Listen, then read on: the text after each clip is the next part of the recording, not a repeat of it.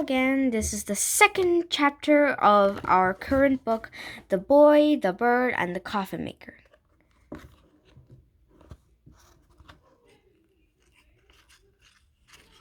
Okay, we read until here. Then the next one. Chirp, the bird had said with a small nod of her head. When the boy first found her 2 months before, she had been black all over. But now sometimes when the sun shone on her wings, when she ate a particularly tasty treat, her feathers would flash gold or silver, green in the light. Today they were flashing all green. She must have been very happy. You must know where we're going, the boy whispered to his bird. Everyone who goes to Elora is happy. That's what my mom says. She says that Elora is the brightest and happiest place in the whole world. When she heard the word Elora, the bird's feathers grew even brighter, and she let out a loud trill that made several passengers on the train jump. That's right, the boy said with a bright laugh. Elora's gonna be amazing. Mom says that in Elora you never get hungry because the fish jump out of the sea and straight into your mouth. She says you never get cold because even in the winter the sun keeps the snow away. And best of all, Mom says Elora that is so far away from everything else that once we get there, he'll never find us again. When she heard the final sentence, the bird's wings darkened and she pulled her head back into the boy's socket. Don't worry, the boy said to his little best friend. Mom promised we'll be safe this time. But despite the boy's assurances, the bird refused to look out of his pocket for the rest of the train journey south. Her feathers remained the deep shade of black. While the boy was convinced of Elora's safety, the bird, it appeared, was not. The mayor's early order. 1 year later, I wanted to make of gold oak, the mayor said grandly. Nothing beats golden oak, strong as an ox and light as feather. They say he tried to lean across the table, but his vast stomach got in the way.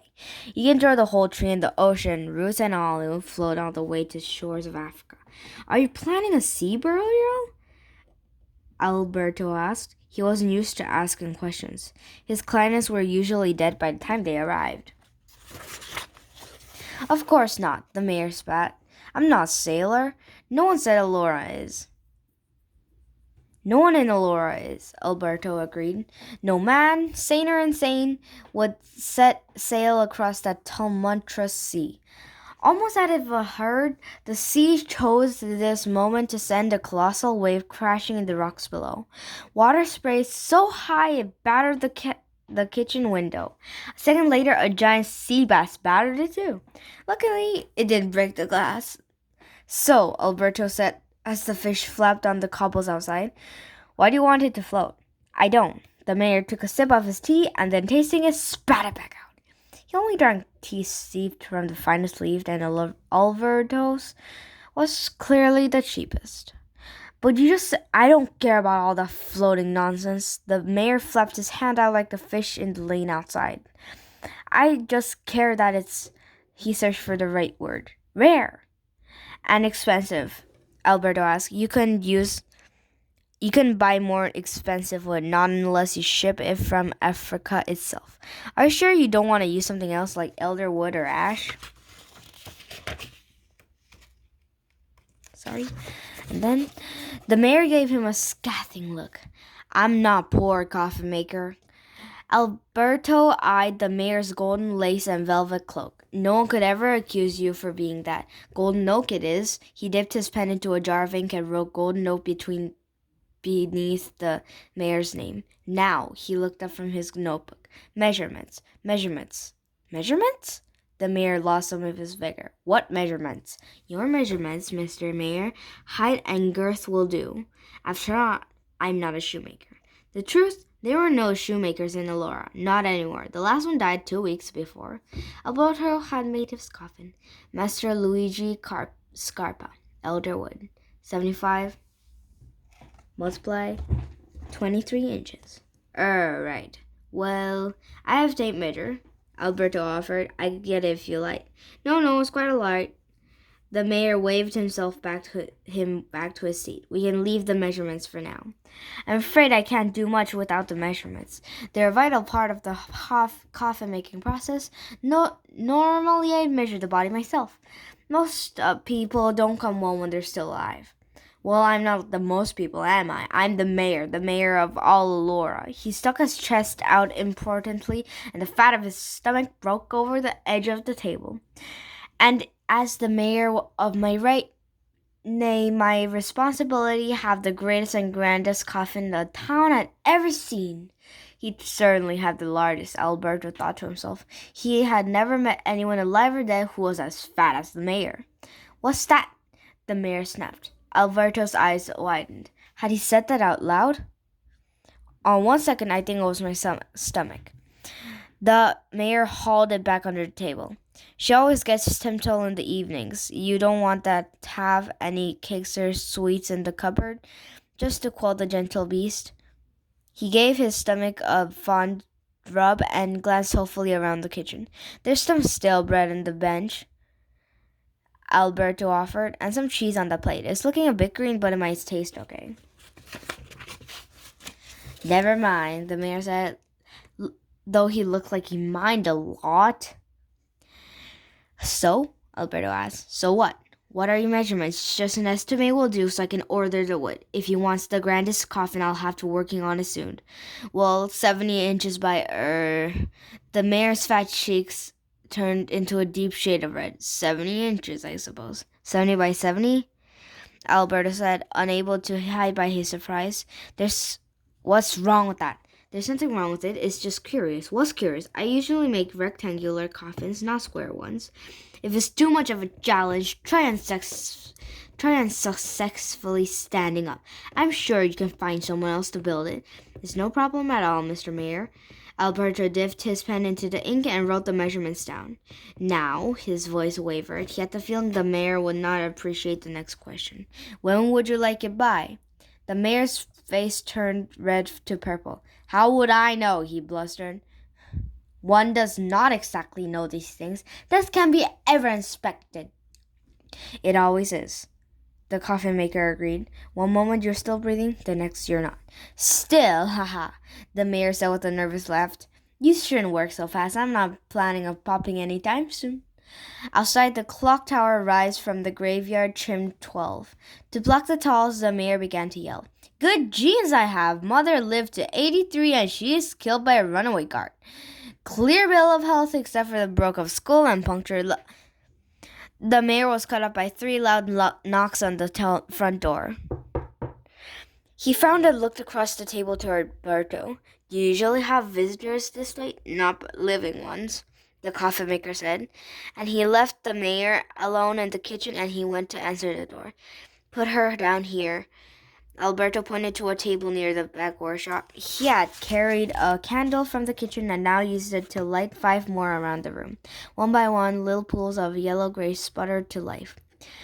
When they formed one constant glow, he joined the 2 men who had carried the body in. Alberto recognized the woman. It was Miss Bonito. She had moved to Elora just over a year ago. In the 4 seasons she had called the town home, Alberto had spoken to her only once. He had helped her to read a sign on the market square. 2 pairs for the price of 1. What happened?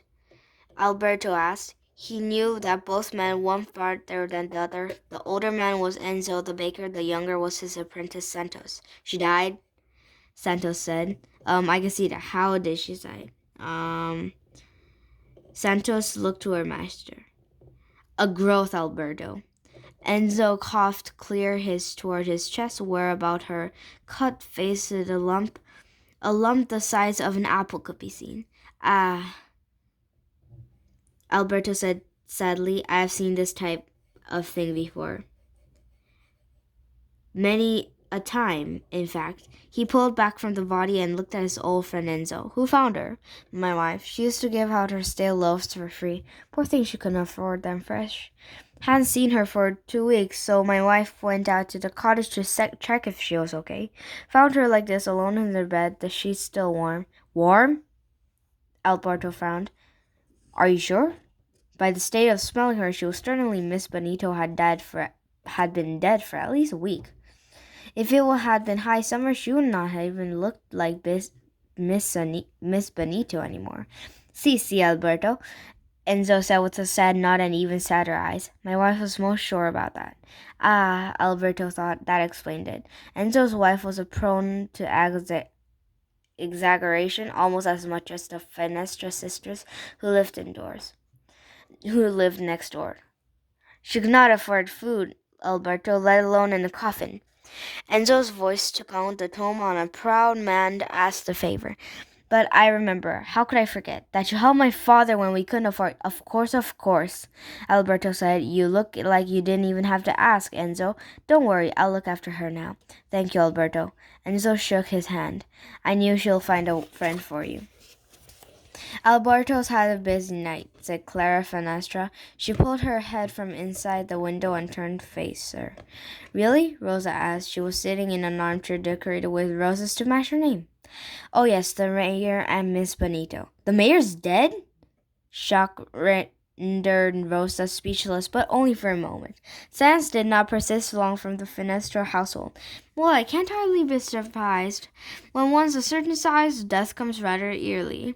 No, Clara's sharp face lit with delight. She loved knowing things before her younger sister. The mayor isn't dead. Miss Bonito is. Enzo and his apprentice just carried her up but now. Let me see. Rosa clawed herself out of the chair and raced toward the window. Pushing Clara aside, she poked her head out the lane, but she was too late. All of Alberto's living guests had left, and in front of the house was dark. One by one, Alberto blew out the candles in his workshop. There you go, he said, placing the final flame beside the body of Miss Bonito. That's better. I don't want to worry yourself now. I'll look after you. You have a proper burial, just like everyone deserves. You can have my coffin. Though she did not see, he pointed to a short, dusty box resting to the corner. And I'll buy you a plot in the graveyard, too. You can have a stone and everything. To keep the flying fish away, Alberto closed the back window. He turned to leave, but something made him stay. Miss Bonito might have died alone and lain alone for a whole week, but she did not have to lie alone any longer. So instead of going upstairs, Alberto sat next to her. Good night, Miss Bonito, he said, and closed the final pull of light, and he laid his head, closed his eyes, and eventually fell asleep. Now, this is going to be in the next video. We finished the second chapter of The Boy, the Bird, and the Coffin Maker by Matilda Woods. See you next time. Bye!